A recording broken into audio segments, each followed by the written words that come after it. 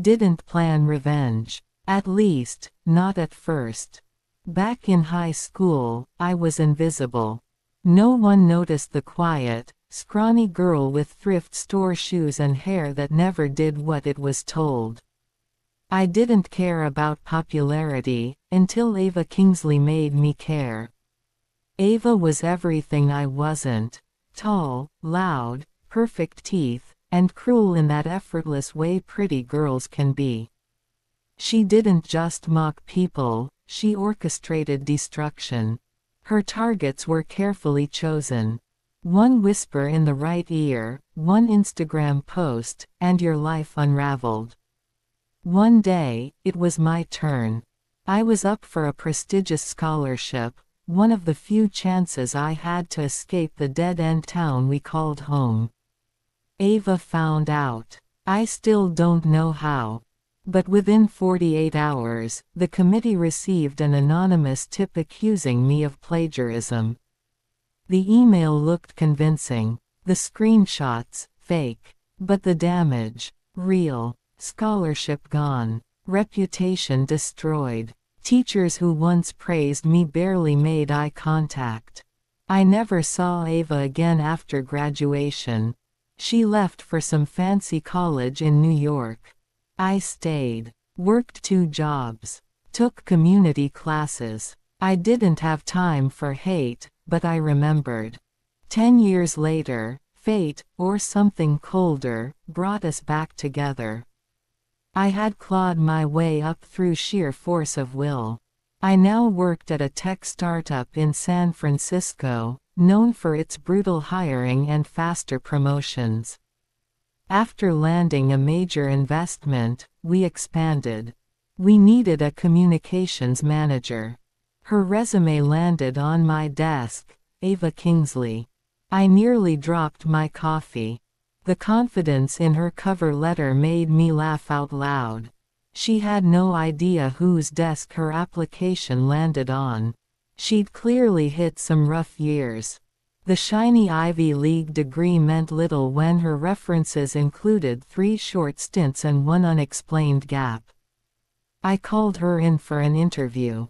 She walked in, perfectly polished in a cream blazer, still wearing the same scent I remembered from high school. She didn't recognize me at first.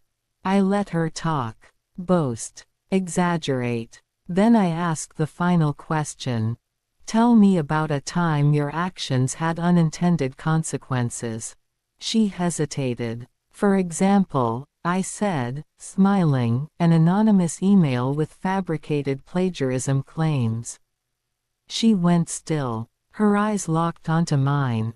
A pause. Then, you. I nodded. Welcome to the company, Ava.